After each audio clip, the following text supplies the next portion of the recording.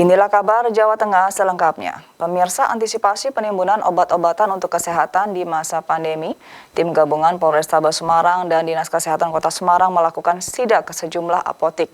Sebab beredar informasi akan adanya penjualan obat yang melebihi harga eceran tertinggi yang dikeluarkan oleh Kementerian Kesehatan. Petugas gabungan Polrestabes Semarang bersama dengan Dinas Kesehatan Kota Semarang menggelar sidak ke sejumlah apotik di Semarang. Sidak dilakukan untuk memastikan ketersediaan obat-obatan di masa pandemi COVID-19 dan juga untuk memastikan harga tetap stabil. Terlebih di tengah kondisi pandemi sekarang ini, permintaan obat-obatan cukup tinggi.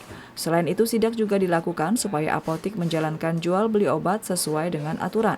Sebab beredar informasi sejumlah obat yang harus dengan resep dokter ternyata dijual bebas. Ini yang kami lakukan ini adalah supaya dari apotek-apotek ini jangan sampai menjual obat tanpa resep dokter, karena itu dilarang keras.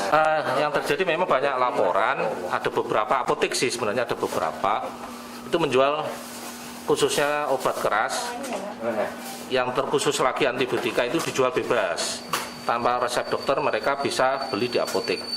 Nah, sehingga kami bisa hanya mengimbau ke masing-masing apotek untuk jangan sampai menjual obat keras itu tadi tanpa resep dokter.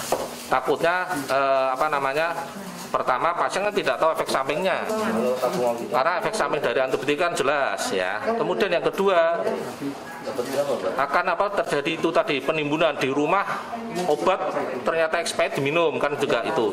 Yang ketiga, cara aturan minum juga kadang-kadang pasien tidak tahu, hanya asal minum kan kita takutnya kan terjadi kerugian bagi pasien itu sendiri. Jika ditemukan adanya apotik yang melakukan penimbunan obat dan menaikkan harga secara tidak wajar, petugas akan mengambil langkah tegas dan bahkan memprosesnya secara hukum.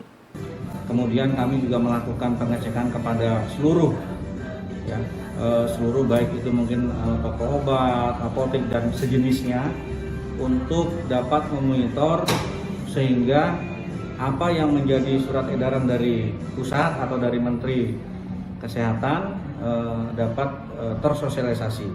Artinya jangan sampai dengan adanya aturan ini justru mereka yang memanfaatkan, baik itu mungkin terjadinya kelangkaan disebabkan dengan adanya beberapa penimbunan yang mana obat-obat ini diperlukan pada saat pandemi COVID.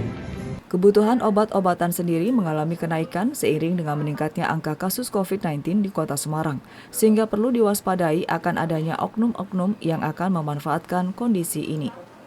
Tutuk Carita melaporkan.